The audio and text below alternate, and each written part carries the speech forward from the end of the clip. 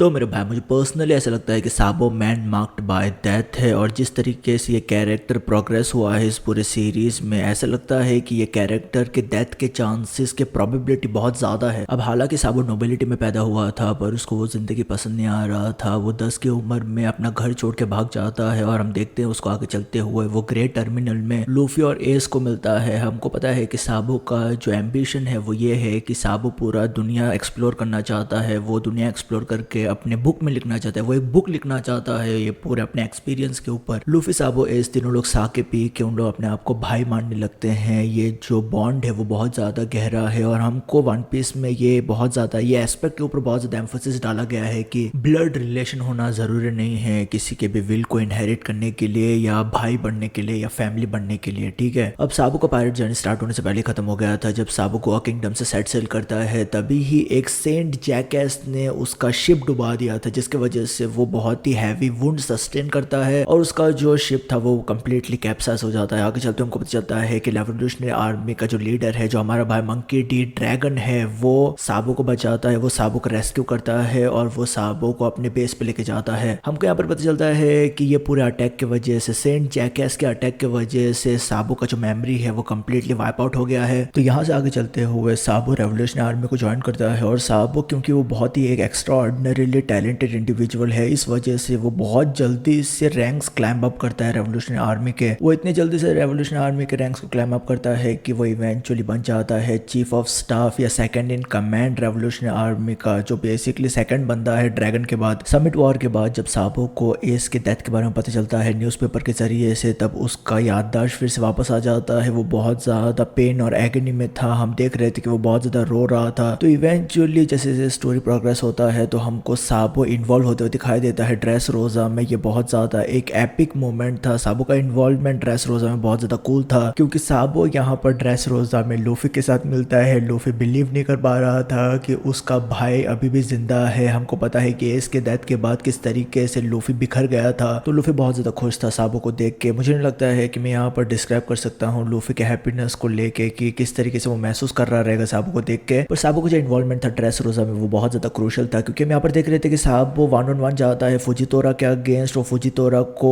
Hold कर रहा था, वो होल्ड करके रख रहा था, जो बहुत ज़्यादा क्रूशल था। हमको फुजितोरा और साबो के बीच में क्लैश भी दिखाई देता है। साबो ड्रेस रोजा में इन्वॉल्व होके वो मेरा मेरा नोमी फ्लेम फ्लेम फ्रूट को कंज्यूम करता है, जो एक तरीके से हमको डिपिक कर रहा था कि एस का विल पास डाउन हुआ है या एस का लेगेसी अभी तक जिंदा है साबो में। साबो ये devil fruit, flame flame fruit या मेरा मेरा नोमी वो ड्रेस रोजा में ही कंज्यूम करता है, पर वो इतना मतलब रिसेंटली कंज्यूम करने के बाद भी वो अच्छी तरीके से फाइट कर पा रहा था। वो उसने बहुत ही जल्द से अपने डबल फ्रूट को इंटीग्रेट किया था अपने फाइटिंग स्टाइल में। हमको यहाँ पर पता चल रहा था कि साबो बहुत ज़्यादा एक्सेल करता है आर्मामेंट हाकी में। उसका खुद का एक फाइटिंग स्टाइल है जिसको वो ड्रैगन फिस्ट स्टाइल बोलता है। हमने देखा है कि किस तरीके से वो ये पूरा एबिलिटी यूज़ करके कितना डिस्ट्रक्शन कॉज कर सकता है। उसका ऑब्जर्वेशन हाकी काफ़ी अच्छा है। हमको पता नहीं कि उसके पास कॉन्कर्स आके है कि नहीं, क्योंकि वो हमको अभी तक डिपिक नहीं किया गया है कि साबो के पास कॉन्कर्स आके है कि नहीं, मुझको पता नहीं है। मुझे लगता है कि उसके पास नहीं, अगर है भी तो मुझे ज़्यादा कुछ फर्क नहीं पड़ता है। पर हाँ, फिर से बोल रहा हूँ, साबो का इन्वॉल्वमेंट ड्रेस रोजा में बहुत ज़्यादा इंपॉर्टेंट था। वो काइंड ऑफ इमोशनल सपोर्ट दे रहा था लूफी को और साबो बोल रहा था कि लूफी को वो बेसिकली अभी प्रोटेक्ट करेगा, वो उसका छोटा भाई है। हमको साबो के एबिलिटीज़ के बारे में पता चल रहा था। ऑलरेडी वो अफिलिएटेड है रेवोल्यूशनरी आर्मी के साथ, सेकंड कमांड में है, तो ऑब्वियसली उसका हाइप नेक्स्ट लेवल पे है। अब यहाँ तक तो ठीक था, पर जिस तरीके से ओडा ने साबो के कैरेक्टर को इन्वॉल्व किया है फ्यूचर इवेंट्स में वो बहुत ज़्यादा इंसेन था। क्योंकि रेवोल्यूशनरी आर्मी का जो नेक्स्ट बिग मिशन था जिसको लीड कर रहा था साबो, वो था कि रेवोल्यूशनरी आर्मी इन्फिल्ट्रेट करे मारीजोआ को और उन लोग बार्थोलोम्यू कुमा को बचा के लेके आए, क्योंकि बार्थोलोम्यू कुमा को स्लेव बना दिया गया था। सेलेस्टियल ड्रैगन उसको बहुत गंदी तरीके से अब्यूज कर रहे थे, उसको स्लेव बना दिया गया था। तो ये एक अनएक्सेप्टेबल चीज़ था रेवोल्यूशनरी आर्मी के लिए। तो इस वजह से साबो बेसिकली लीड कर रहा था ये पूरे मिशन को, जहाँ पर रेवोल्यूशनरी आर्मी इन्फिल्ट्रेट करते हैं मारीजोआ को। उन लोग रेवरी में इन्फिल्ट्रेट करते हैं मारीजोआ को। साबो के साथ साथ बैटोमोर्ली और काराजू थे, ऑब्वियसली उन लोग भी रेवोल्यूशनरी आर्मी के कमांडर्स हैं। तो यहाँ पर बहुत ज़्यादा ये एक डिफिकल्ट मिशन था और हम देख रहे थे कि बैटोमोर्ली और काराजू का कंसर्न था इस पूरे मिशन को लेके कि क्या उन लोग पकड़े न जाए इस पूरे मिशन में। पर यहाँ पर साबो का मेंटालिटी कंप्लीटली डिफरेंट था। उसका मेंटालिटी था कि हम लोग पकड़ने वकड़ने का बात नहीं है, या तो हम लोग बार्थोलोम्यू कुमा को बचाएंगे या तो हमारे यहाँ पर डेथ होगा। तो यहाँ पर दिखा रहा था कि साबो का किस तरीके से मेंटालिटी था। और आगे चलते उन लोग इन्फिल्ट्रेट करके उन लोग बार्थोलोम्यू कुमा को बचा भी देते हैं। हम देखते हैं कि वो पूरा सिचुएशन किस किस तरीके से एस्केलेट होता है। रेवोल्यूशन आर्मी के कमांडर स्काराजो और बेटो मोरली फाइट करते हैं ग्रीन बुल आरामाकी और फुजितोरा के साथ। अब हम लोग बोल सकते हैं कि क्योंकि हमारे जो है तो एडमिरल्स अपने फुल स्ट्रेंथ पे फाइट नहीं कर सकते हैं, वो सब सारी चीजें, पर जो कंक्लूजन था वो ये था कि उन लोग बार्तुल में कुमा को बचा के लेके जाते हैं। अब साबो ये सब सारी चीजों में वो कैसल पैंजिया तक पहुंच जाता है और वो कैसल पैंजिया में देखता है कि किंग कोबरा बात कर रहा है 5 एल्डर्स के साथ और वो देखता है कि एक बंदा बैठा हुआ है एम्प्टी थ्रोन पे। जैसे ही ईमू नफतारी डी लिली के बारे में सुनता है, किंग कोबरा के क्वेश्चंस के बारे में सुनता है और किस तरीके से किंग कोबरा बोलता है कि नफतारी लिली का जो नाम था वो एक्चुअल नाम था नफतारी डी लिली, तब ईमू अटैक करता है किंग कोबरा के ऊपर। उसी टाइम पे हम देखते हैं कि साबो इंटरवीन करता है। साबो इंटरवीन करके वो अटैक मारता है सीधा ईमू के ऊपर और हम देख रहे थे कि सब सारे 5 एल्डर्स ट्रांसफॉर्म होते हैं अपने सिलुएट में। ओडन हमको इस टाइम पे दिखाया नहीं था कि वो कैसे दिखते हैं वो सब सारी चीजें, पर सब सारे हमको गोरोस सिलुएट में दिखाई दे रहे थे और हमको ईमू भी सिलुएट में दिखाई दे रहा था। ईमू का एक मॉन्स्टरस फॉर्म हमको दिखाई दे रहा था सिलुएट में। अब ये मोमेंट बहुत ज्यादा इंसेन इस वजह से था क्योंकि यहाँ पर 5 एल्डर्स हैं, यहाँ पर ईमू है। सब सारे लोग सोच रहे थे कि हालांकि यहाँ पर साबो कैसल पैंजिया के बाहर वो थ्रोन रूम के बाहर ही वो खड़ा रुक के सब सारी चीजें सुन रहा था, तो ईमू या 5 एल्डर्स ने अपना ऑब्जर्वेशन आगे के जरिए से कैसे उन लोगों को पता नहीं चला कि साबो वहां पर रुक के सब सारे कॉन्वर्सेशन को सुन रहा है। तो कई सारे लोगों का काउंटर आर्ग्यूमेंट इन सब सारी चीजों को लेके वो ये है कि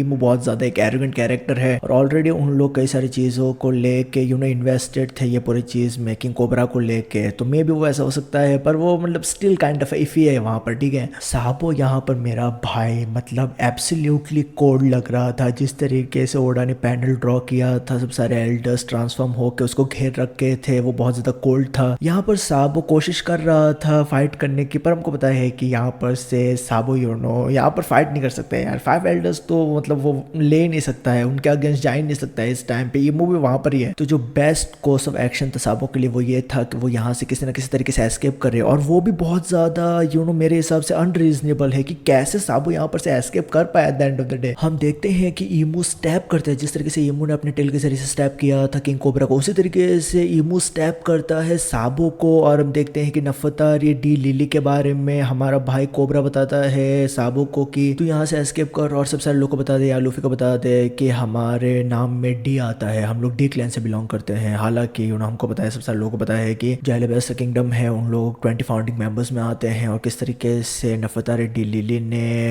वो रिस्पॉन्सिबल थी सब सारे पोनिक्लिफ्स को स्कैटर करने के लिए पूरे दुनिया में। अब हालांकि अगर उन लोग डी से थे तो कैसे उन लोग 20 किंगडम्स में आते हैं, क्योंकि वो जनरल हमारा नोशन है हमारे दिमाग में कि डी के अगेंस्ट फाइट हुआ था, 20 किंगडम्स ने फाइट किया था एंशिएंट किंगडम के साथ जो बेसिकली डी क्लैन से बिलोंग करते हैं और वो सब सारी चीजें। तो वहां पर काफी कंफ्यूजन है, पर हालांकि एगेड आइलैंड में हमारे भाई वेगापंग ने बोला था कि ये जो कॉन्फ्लिक्ट था 20 किंगडम्स और एंशिएंट किंगडम के बीच में, वहां पर गुड और बैड का नहीं था, बहुत सारा ग्रे एरिया था वहां पर। ऐसा नहीं बोल सकते हैं कि एक बंदा बहुत ज्यादा गलत में था और ये पार्टी बहुत ज्यादा सही था, ऐसा हम लोग नहीं बोल सकते। बहुत ज्यादा ग्रे एरिया वहां पर था। ऑब्वियसली यहाँ पर जो सिलेस्टियल ड्रैगन आप उसके बाद मतलब वॉर के बाद जो कुछ भी सिलेस्टियल ड्रैगन करते हैं वो बहुत ज्यादा डिस्गस्टिंग है, पर जो वॉर हुआ था वहां पर बहुत ज्यादा ग्रे एरिया है, वो सब सारी चीजें हैं। तो साबो यहाँ से एस्केप करता है, वो बेसिकली मारीजुआ से एस्केप करता है एक शिप में। वो बहुत ज्यादा एक नाजुक हालत में था, बहुत ज्यादा वुंडेड था, हमको दिखाई दे रहा था वो। अब वो मारीजुआ से एस्केप करके जाता कहाँ पर है? वो मारीजुआ से एस्केप करके जाता है लुलिशा किंगडम में। लुलिशा किंगडम में ऑलरेडी बहुत ज्यादा स्पार्क ऑफ रिबेलियन हो गया था। सब सारे जो पॉपुलर्स है लुलिशा किंगडम के, उन लोग सड़क पे आके जो किंग था उसको उन लोग जेल में डाल देते हैं, तो वो सब सारी चीजें हो गया था। तो क्योंकि यहाँ पर जो लुलिशा किंगडम के लोगों ने रिवॉल्ट किया था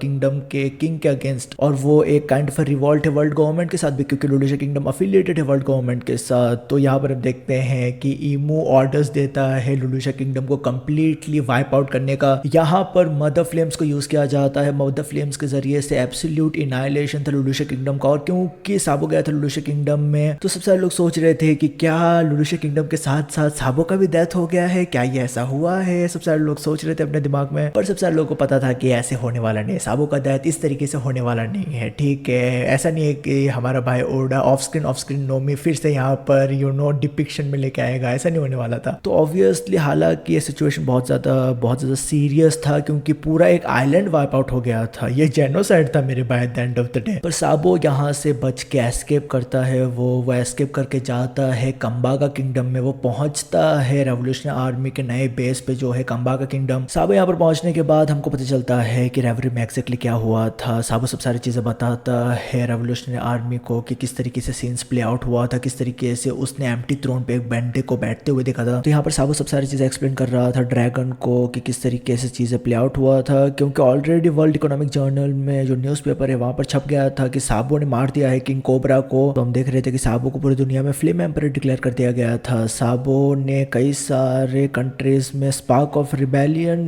काइंड ऑफ स्टार्ट कर दिया था। ये सब सारी चीज़ों की वजह से तो साबो एक्चुअल में बहुत ज़्यादा मशहूर हो गया था पूरी दुनिया में। मतलब ड्रैगन से भी ज़्यादा पॉपुलर साबो हो गया है जब बात करते हैं रेवोल्यूशन के बारे में। तो मैं कहना यही चाहता हूँ एक तरीके से कि मौत साबो के सिर के ऊपर मंडरा रहा है। एक तरीके से साबो को बचपन में उसको सेंट जैकेस ने ठोक दिया था और वो बैरली बच पाया था वहाँ पर। अभी भी देख रहे हैं हम लोग उसके अडल्टहुड में कि किस तरीके से वो 5 एल्डर्स से बचता है, ईमू से बचता है, बाद में ईमू के न्यूक से बचता है वो एक तरीके से। और अगर तू देखेगा पूरी स्टोरी को किस तरीके से रेवोल्यूशनरी आर्मी एस्केलेट कर रहे हैं अपने टेंशंस को, किस तरीके से रेवोल्यूशनरी आर्मी प्रेशराइज कर रहे हैं मारीजुआ को। तो हमको पता है कि मारीजुआ ऑलरेडी केओस में है। रेवोल्यूशनरी आर्मी ने फूड सप्लाईज को चोक कर दिया है मारीजुआ पे, तो ऑलरेडी वहां पर टेंशन है। उन लोग मतलब सेलेस्टियल ड्रैगन्स महसूस कर पा रहे हैं ये पूरे टेंशन को वहां पर। तो तुझे क्या लगता है क्या होने वाला है आगे चलते हुए? ड्रैगन बात कर रहा था कि अब क्योंकि उन लोगों ने सप्लाईज को चोक करना स्टार्ट कर दिया है, इस वजह से होली नाइट्स एक्शन में आएंगे। हम लोगों ने होली नाइट्स को इन्वॉल्व होते हुए देखा है एल्बेफ में। हमको पता है कि शैमरॉक फिर से चला गया था, एल्बेफ में आया था वो फिर से चला गया है मारीजुआ पे। ईमू का इनडायरेक्टली इन्वॉल्वमेंट हुआ है एल्बेफ आर्क में। तो आगे चलते हुए रेवोल्यूशनरी आर्मी का नेक्स्ट मूव क्या होने वाला है वो बहुत ज्यादा एक एंटिसिपेटेड चीज है। तो कुछ भी रेवोल्यूशनरी आर्मी करेंगे उसमें उन लोग फाइट करने ही वाले हैं वर्ल्ड गवर्नमेंट के साथ डायरेक्टली। अब मुझे पता नहीं कि ड्रैगन किसके साथ फाइट करेगा। मैं नहीं चाहता हूँ कि ड्रैगन और अकाइनो के बीच में फाइट हो, मैं चाहता हूँ कि अकाइनो और साबो के बीच में फाइट हो। तुझको पता है कि मैं किस डायरेक्शन में यहाँ पर जा रहा हूँ। अकाइनो का जो डेवल फ्रूट है मैग्मा फ्रूट, वो kind of a superior version है एक तरीके से हम लोग बोल सकते हैं फ्लेम फ्रूट का। तो अगर साबो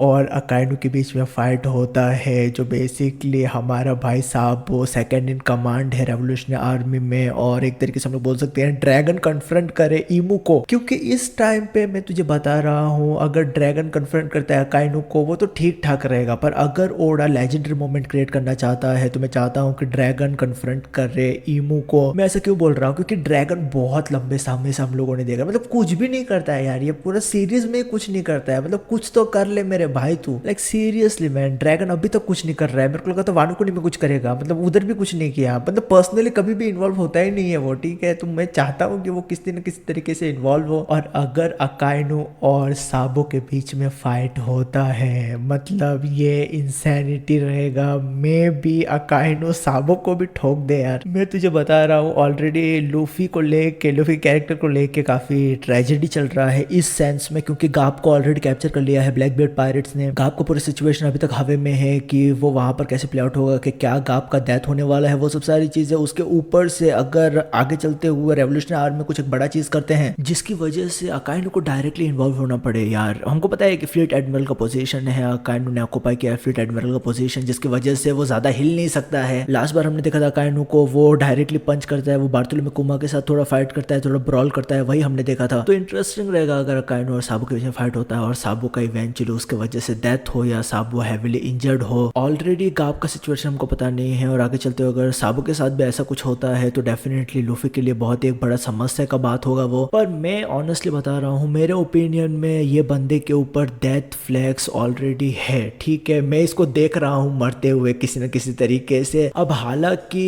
इसके डेथ का कॉन्सिक्वेंस लूफी के साइकी के ऊपर क्या होने वाला है वो मुझे पता नहीं है, और मैं थोड़ा हेजिडेंट भी हूँ इस पूरी चीज को लेके। वो इसी वजह से है क्योंकि जब एस का डेथ हुआ था और एक तरीके से लूफी ने अपना कंफर्ट लिया था एक तरीके से अपने क्रू में, क्योंकि लूफी बोल रहा था कि सब सारी चीजें मैंने खो दिया है पर मेरा क्रू मेरे पास है। तो उसके बाद साबो ने लूफी को एक तरीके से एक इमोशनल कंफर्ट दिया है। और मैं फिर से बोल रहा हूँ, साबो बोल रहा था ड्रेसरोजा में कि वो लूफी को हमेशा प्रोटेक्ट करेगा, वो सब सारी चीजें। तो I don't know man, it's up in the air, but in my personal opinion ये बंदा मरेगा यार, ये बंदा डेफिनेटली मरने वाला है, मुझे ऐसा लगता है यार, ठीक है। तुम्हारा ओपिनियन क्या है इसके ऊपर मेरे को डेफिनेटली बताना कमेंट सेक्शन में कमेंट करके। तुम शेयर करेगा भाई यार, ख्याल रख अपना, पीस मेरे भाई।